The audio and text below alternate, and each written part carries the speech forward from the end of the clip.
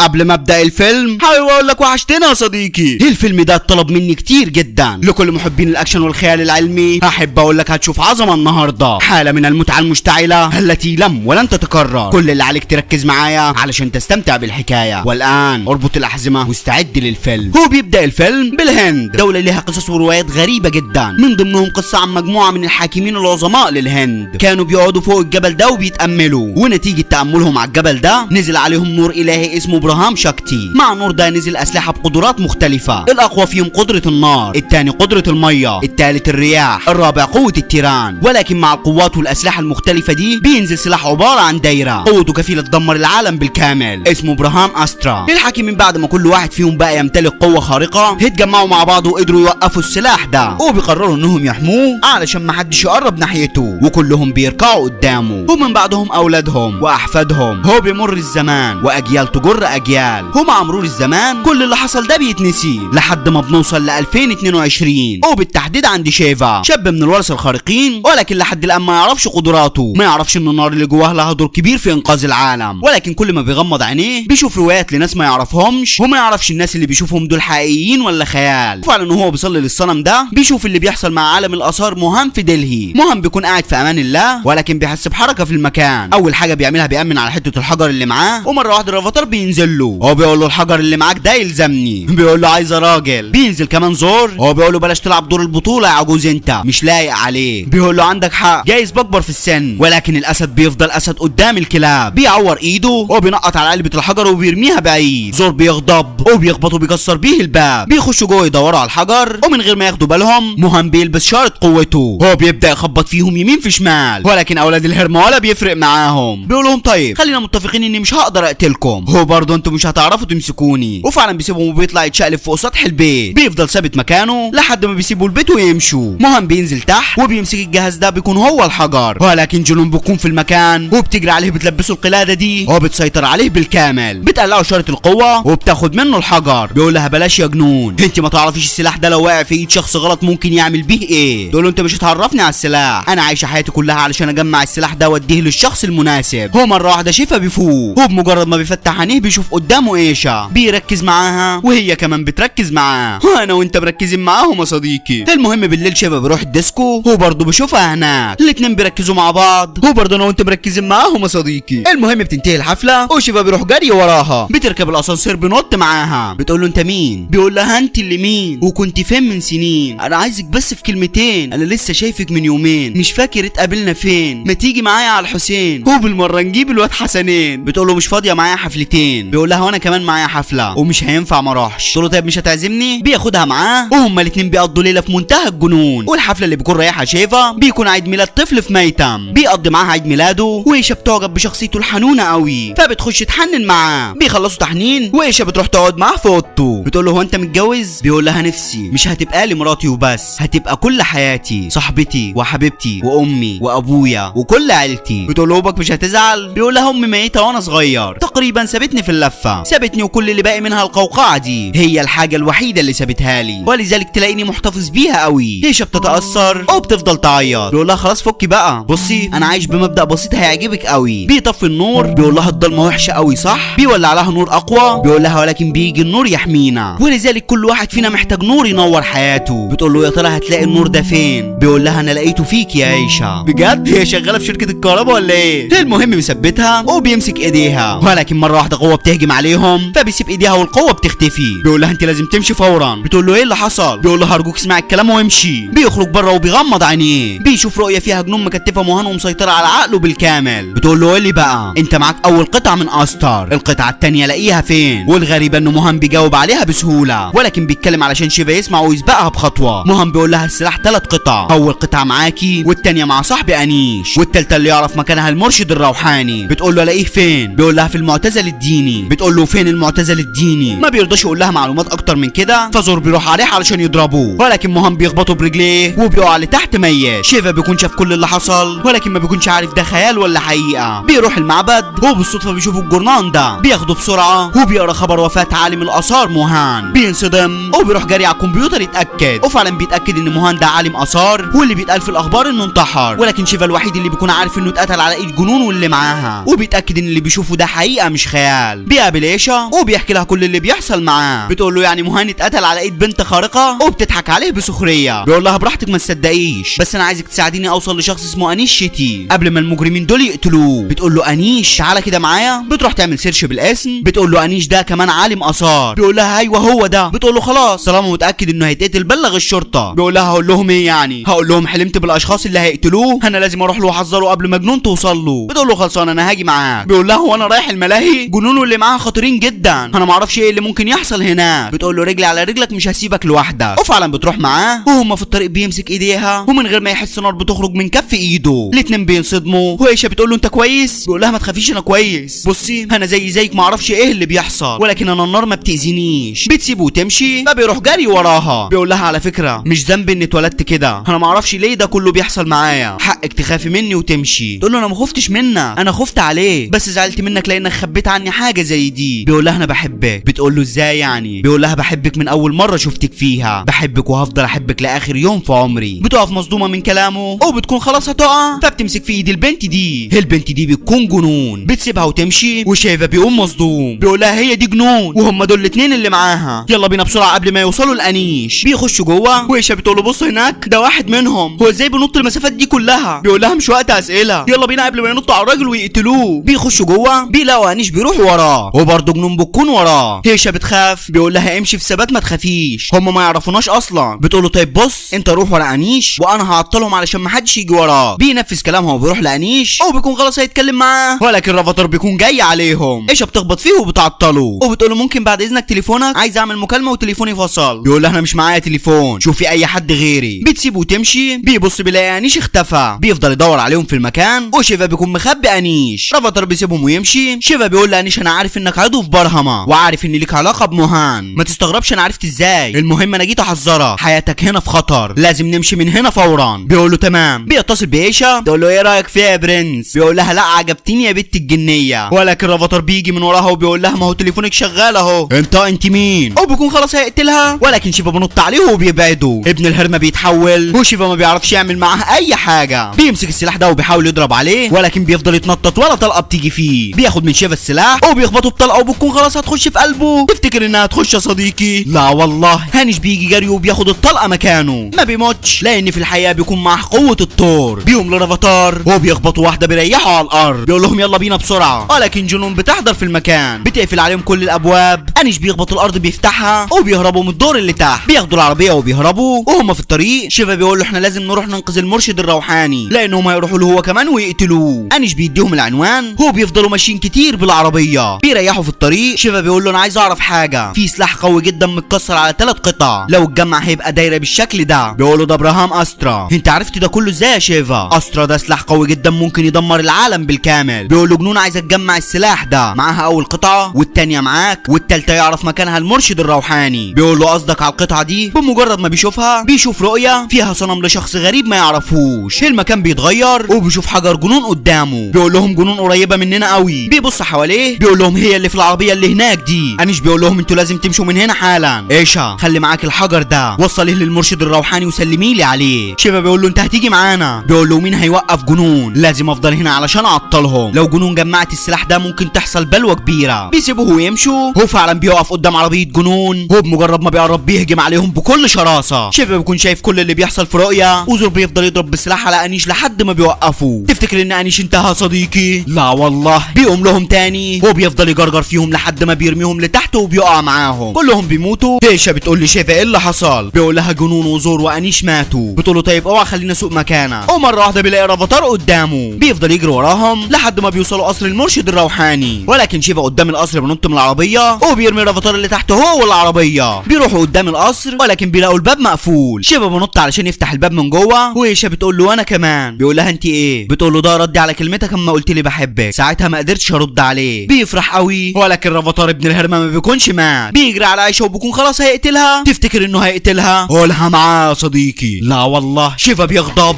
واخيرا قوته بتخرج من جسمه وبيحرق رافاتار وبيرميه مشوي لتحت. المرشد الروحاني بيكون شاف كل حاجه وشيفا بعد ما بيخلص بيطب ساكت. بياخدوه على جوه ينيموه وشيفا بيشوف رؤيه فيها جنون بتكون عند الصنم اللي بيشوفه دايما وبتقول له انا جبت قطع من سلاح استرا، فاضل بس قطعتين، واحده مع المرشد الروحاني والتانيه مع شخص جديد داخل اللعبه والظاهر ان قدراته اكبر من قدرات مراتي بكتير. النهارده قتل واحد من زمايلي، علشان كده طالبه منك تديني قوه زياده علشان احارب بيهم واجيب باقي السلاح منهم وارجعك تاني للحياه. وفعلا بينفذ طلبها وبيديها احجار كتير تكون بيها جيش. شيفا بيفوق وبينزل تحت لإيشا، بياخدها بالحضن وبيقول لها انا اسف خضيتك عليا، يلا بقى علشان نمشي من هنا. ومره واحده بيخش عليهم الشباب دول. إيشا بتسلم عليهم، بيقول لها انت تعرفيهم؟ بتقول له اكيد، دول وارثين مواهب وجايين عند المرشد الروحاني علشان يدربهم. سينا بتقول له المرشد الروحاني مستنيك على نار، عايز يتكلم معاك، روح له. وفعلا بيروح له وبيقف قدامه، بيقول له واو، لما سمعت اسم المرشد الروحاني قلت اكيد هشوف راجل هيتيا، ولكن انت في الحياه تشبه نجوم السينما. لا عندك حق يا شيفا، وتحديدا يشبه اميتاب باتشان بالظبط. المهم بيقول له بص يا ابني، ما تاخدش الناس بالمظاهر، انت اللي يشوفك من بره يقول عليك شاب عادي، انما انت جواك في محارب شرس بقوه جباره. بيقول له يا عم لا جباره ولا منباره، انا برايا زي جوايا مفيش اي اختلاف. بيقول له بص يا ابني، احنا كلنا اعضاء ابراهام موجودين هنا علشان نحمي الاسلحه السماويه، انما انت مختلف عننا كلنا، انت نفسك سلاح سماوي. امبارح انت حرقت واحد بابشع الطرق علشان حاول يأذيكم. حابب اقول لك ان دي البدايه، هيجي يوم بشراره منك هتدمر قريه بالكامل. ايه رايك في كلامي؟ بيقول له رايي انك تخف الحشيش يا باشا لانه ممكن يقتل واحد في سنك. بيقول له حقك ما تصدقنيش، ولكن لازم تفضل معايا لاني هعمل منك تنين كاسر. بيقول له يا ساتر، بصراحه فرصه عظيمه ان انضم ليكم، ولكن انا ردي هيصدمك، انا لا عايز ابقى كاسر ولا ناصر، انا عايز امشي من هنا واكمل حياتي شاب عادي زي ما انت بتقول، ماليش دعوه بحمايه اسلحه ولا الدوشه دي كلها. بيقول له لا ليه، وما عندكش اختيار تاني؟ ما فكرتش ليه الروايات دي بتجيلك انت بالذات، وليه وصلتني هنا برجليك؟ كل ده يدل ان جه الوقت علشان تخرج قوتك. بيقول له انا قلت لك دي معركه مش معركتي، سلام عليكم.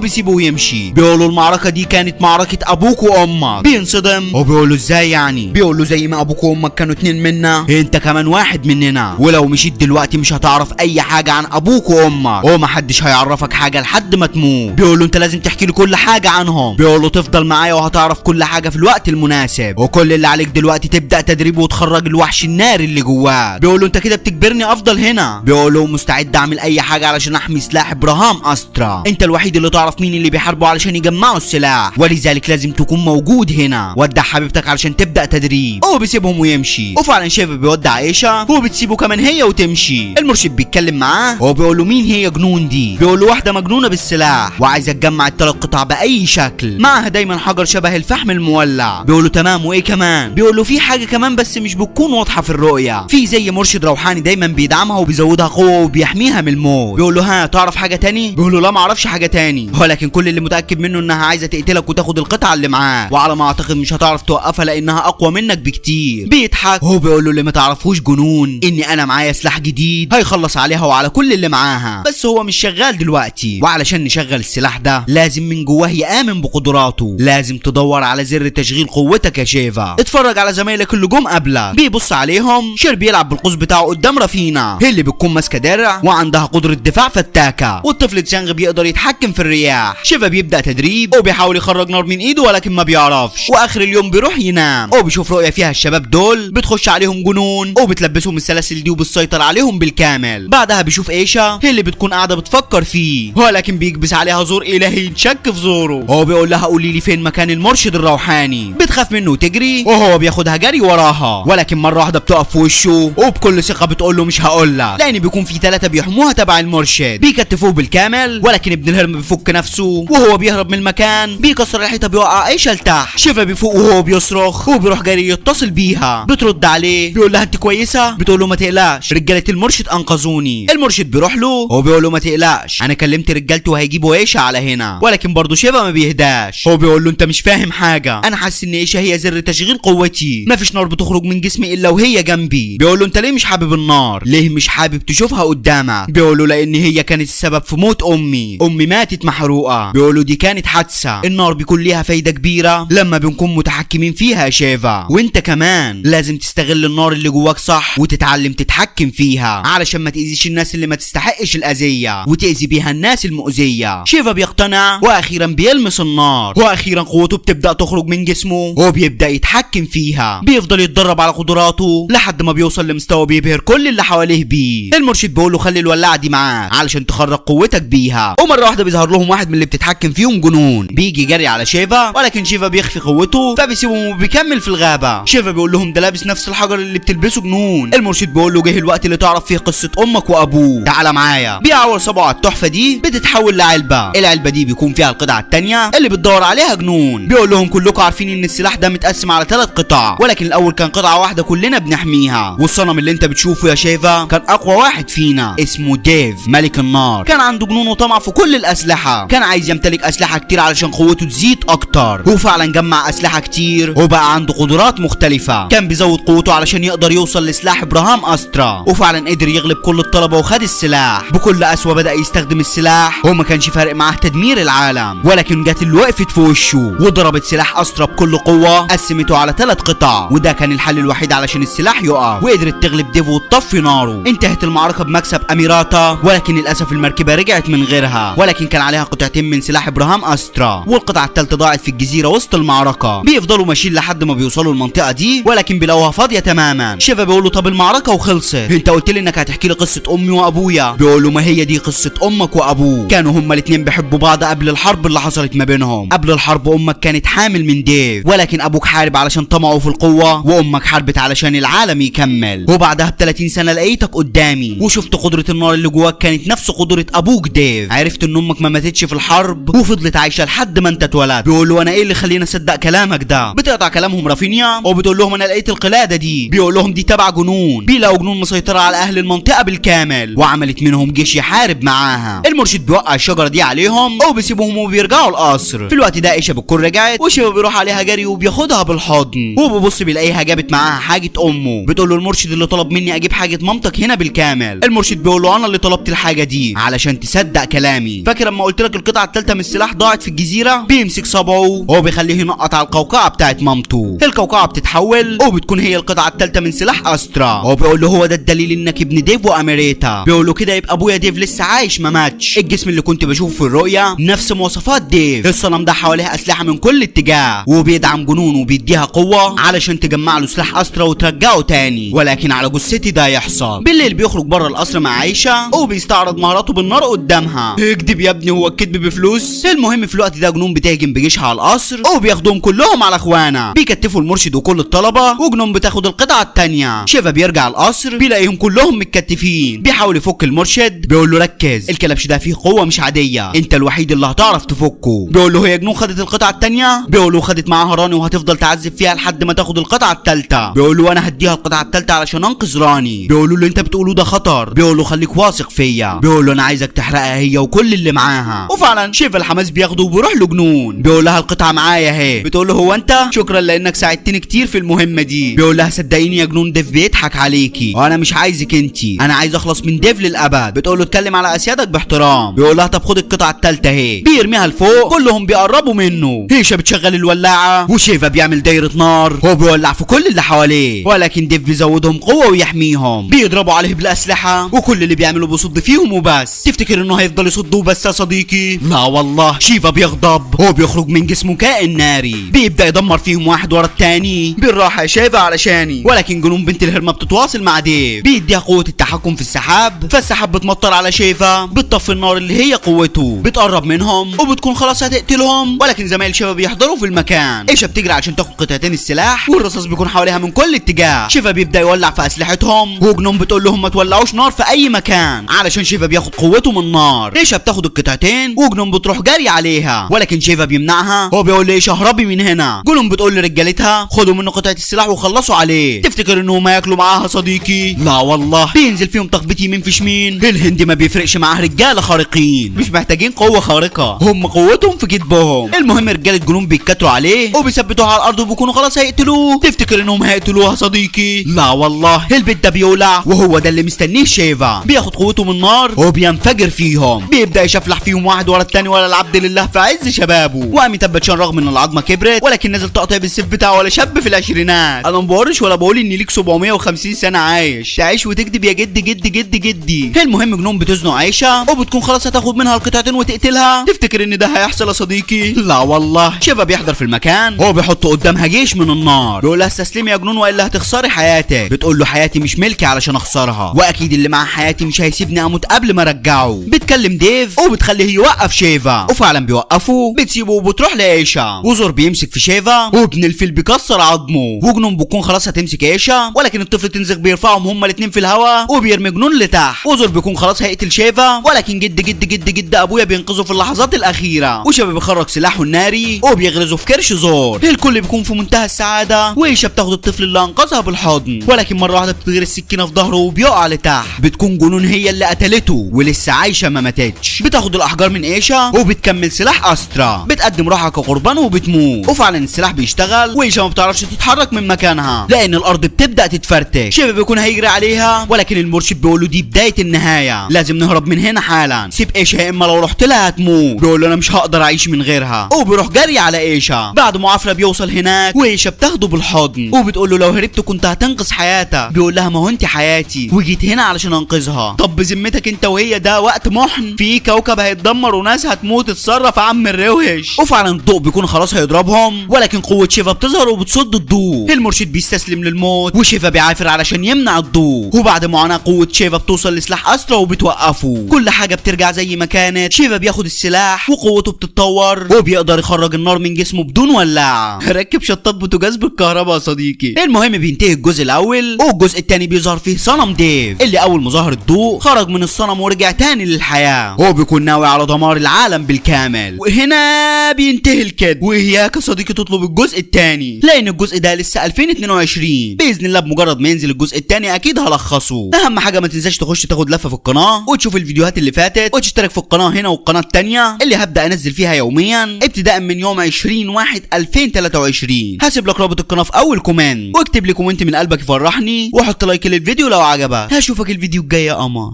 سلام.